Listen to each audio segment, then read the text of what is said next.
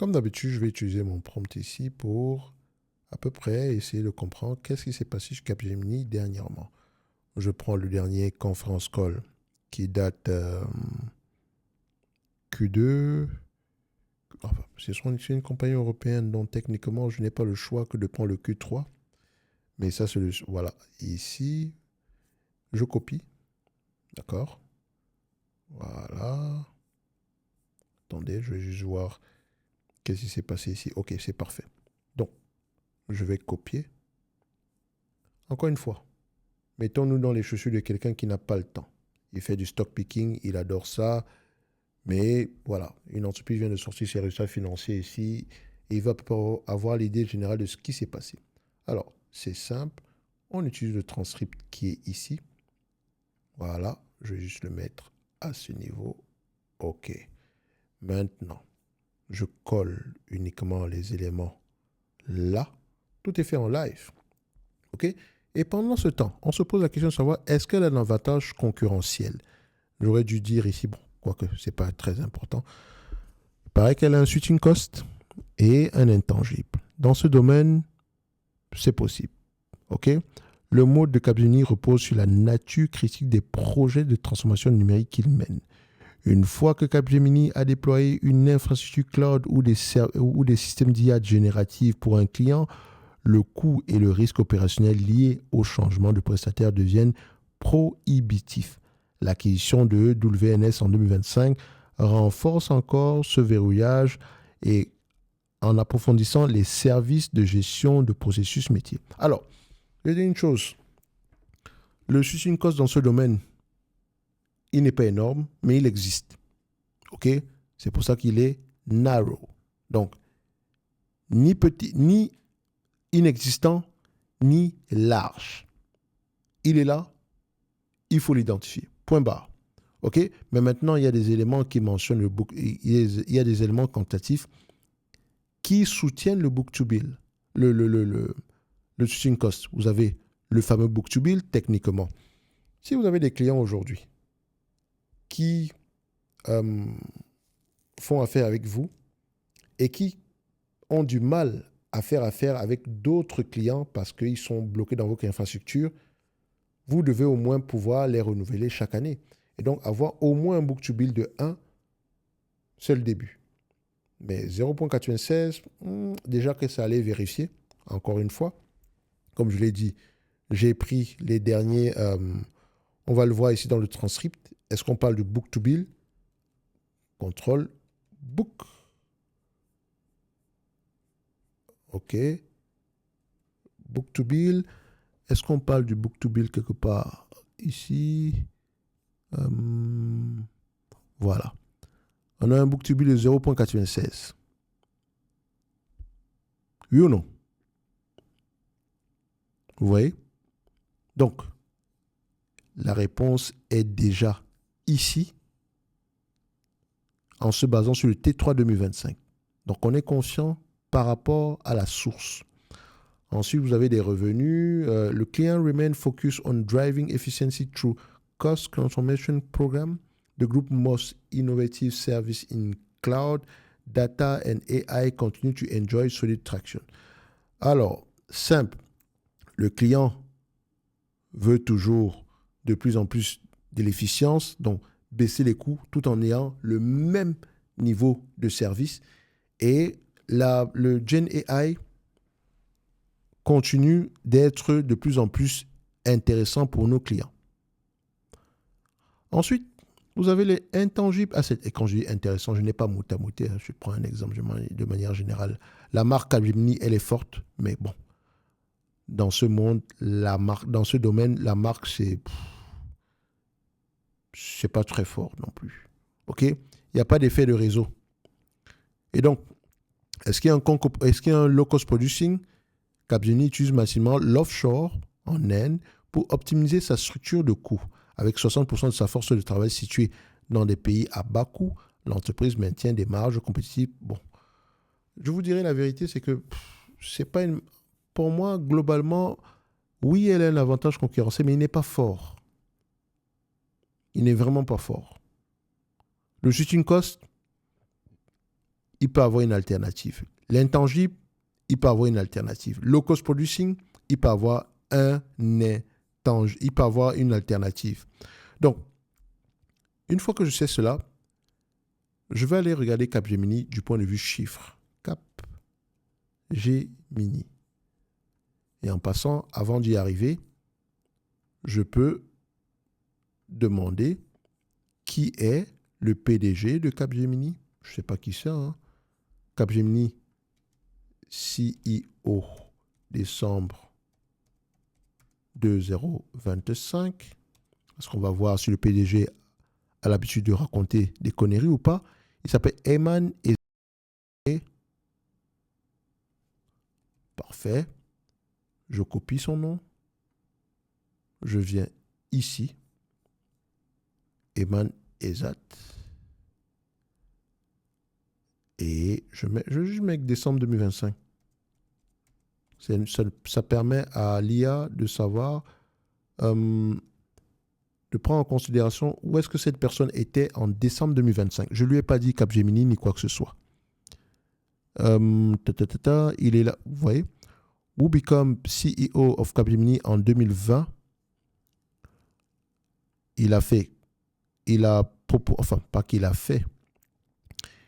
a tenu 4 promesses. Il en a raté une. Il a partiellement, disons, validé une. Et il y en a une qui est présentement en attente. Attention, ce n'est pas parmi les 4. OK? Il vous déroulera ici les différents éléments qu'il a mentionnés par le passé. Par exemple, les marges opérationnelles de 14% d'ici 2025, il a dit en 2021. OK? Et en 2025, ils avaient à peu près des marges de 13,8%.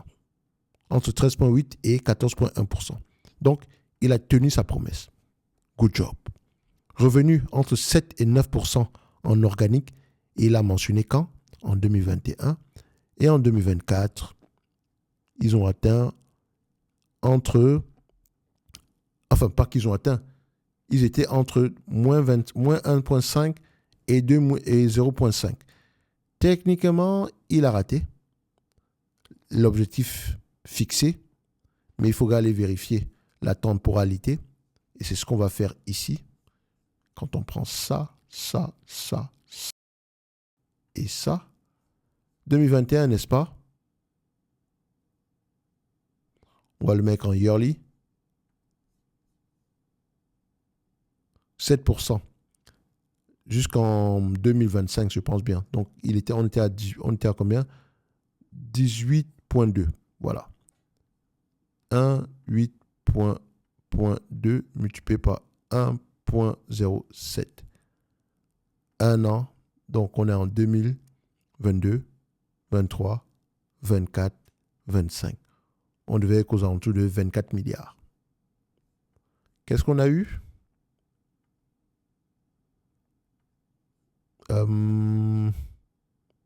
Voilà. En 2024-2025, ce n'est pas ce qu'on avait. Donc, il a raté cet objectif.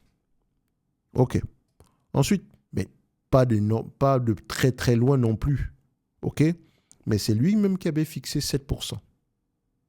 On n'a pas atteint le 7%, mais on a eu une croissance. OK? Donc, il faut souvent nuancer les choses.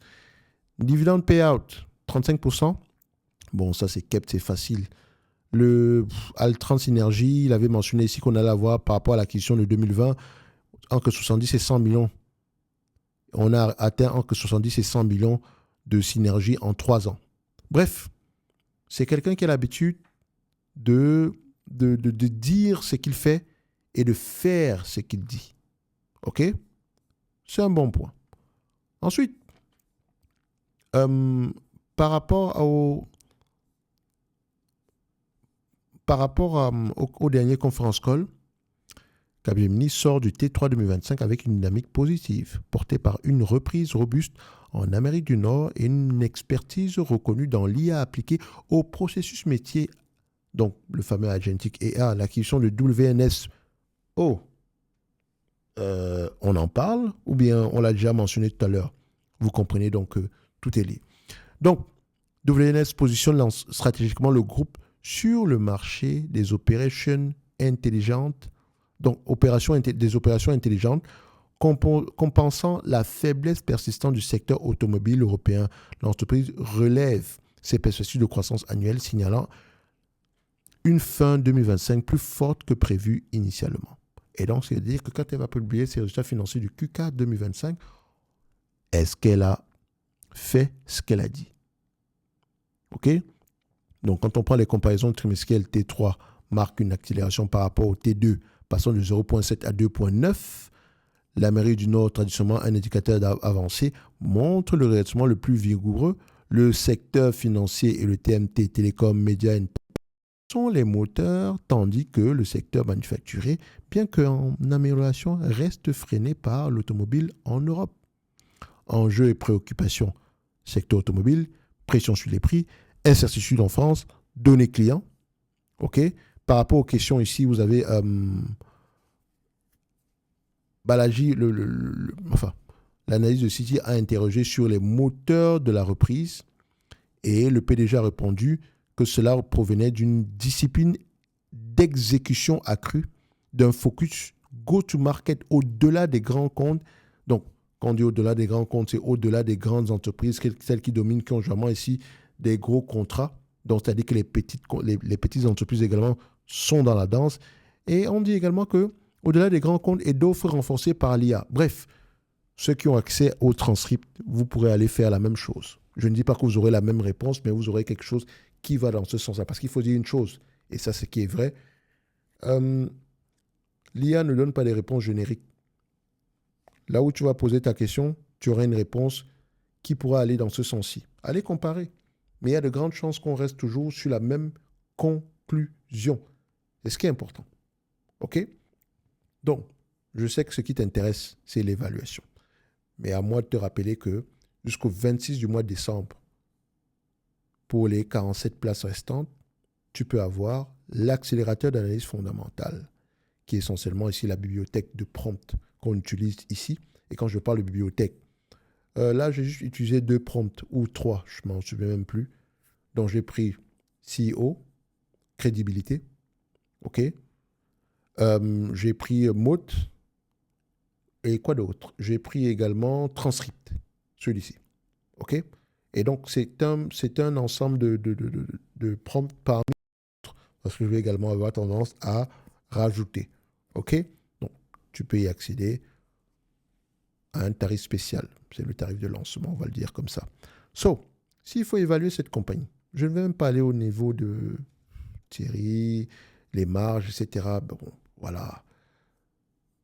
Vu qu'on a déjà ouvert la page, pourquoi on ne va pas le faire? Non, pourquoi on ne va pas le faire? OK. So, cost margin. Qu'est-ce qu'on a? Des zooms. Stabilité ou croissance. Premier niveau de pricing power, c'est la stabilité des marges brutes. On a quoi? 26%. OK? Dans ce domaine, ça va. Ensuite, marge EBITDA, on a du 13%. Stabilité avant tout. C'est également une bonne chose. Ensuite, free cash flow margin par rapport au net income margin. Même graphique, free cash flow plus élevé. La question, c'est le pourquoi. J'ai envie d'aller regarder SBC par rapport aux revenus. Ils sont de 1%. Donc, techniquement, ici, on pourrait dire qu'on a des net income aux alentours, des free cash flows aux alentours de 8,65%, bien de 9%, on va le dire comme ça. OK? Combien de fois les bénéfices on va payer pour ce genre de business? Je ne paierai pas plus que 15 fois les bénéfices ici. Pour Capgemini. Est-ce un business prévisible? Oui. Les années sont-ils optimistes? Oui. Par rapport aux derniers mois, aux 6 derniers mois, est-ce qu'ils sont de plus en plus ou de moins en moins? 6 mois, on était à 11,40, on est à 11,71. 12,06, 12,65. 13,90, 12,90, 13,77. On est optimiste. OK. Extrapolons donc. Ça fait à peu près 15 fois les bénéfices. 207 $ l'action. Fois les bénéfices, bien sûr. 13,78 fois 15, ça fait 207 $ l'action. Moins la dette nette. On a une dette nette de combien ici? Moins la dette nette. Tac, tac, tac, tac, tac, tac. Voilà. Moins 17, 207, 207, moins 17. Ça donne combien? 190 $ l'action. 190 € l'action.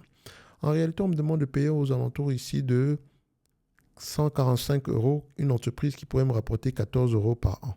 J'arrondis, bien sûr. Ça fait 9,7%. Si ça se réalise. Entre-temps, est-ce que c'est une entreprise qui rachète ses actions? C'est la question que tu dois te poser. Parce que je sais clairement que est-ce que c'est le cas? Non. Il peut faire quoi? Dividende. Et ça, c'est peut-être l'un de mes plus gros problèmes parce que je pense qu'elle devrait racheter massivement ses actions. Le dividende, c'est bien, il va continuer à croître parce que vous pouvez le voir ici, le dividende, c'est pas, il va monter, il va continuer à monter tant que l'entreprise reste solvable. Mais alors, est-ce que le free cash flow qu'elle rapporte, elle rembourse la dette? Oui, ce qui est une bonne chose. On avait une dette de 7 milliards en dette en cash net. Aujourd'hui, on est à 4 milliards. C'est une bonne chose. Près de 3 milliards en moins de 5 ans. C'est vraiment un bon deal. Donc, c'est une entreprise qui est gérée de manière conservatrice ici. Enfin, ils sont assez conservateurs au niveau de la gestion. Bref, Capgemini, c'est correct par rapport à ce que je vois. La dernière analyse qu'on a faite sur Capgemini, c'est IT Services, Information et Technologie. Capgemini, voilà. On était à 183 € l'action. Aujourd'hui, j'ai mis combien? 207 moins 17, il me semble bien. Ça fait 490, si ma mémoire est bonne. On peut aller revérifier encore une fois. 17. Voilà, c'est ça, ça fait 190. N'est-ce pas? Voilà. Ouais, c'est ça, 190 $ l'action. 190 € l'action. Ça n'a pas trop changé. Bon, est-ce que c'est une entreprise qui mérite d'avoir une place dans ma watchlist? Moi, je vous dirais non, hein. Mais bon, je vais avoir tendance à engager ce sujet-là au mois de janvier, de manière générale. Donc, voilà. N'hésitez pas à récupérer vos prompts premium. Pour ceux qui veulent gagner du temps en termes d'analyse fondamentale, ils ont été contrôlés par moi. Donc, techniquement, la structure de questionnement est bonne. Les limites, les garde-fous au niveau du questionnement également, je pense qu'elles sont également très intéressantes. Et voilà. Je vous laisse aller voir ça s'il y a encore des places. Sinon, pour les autres,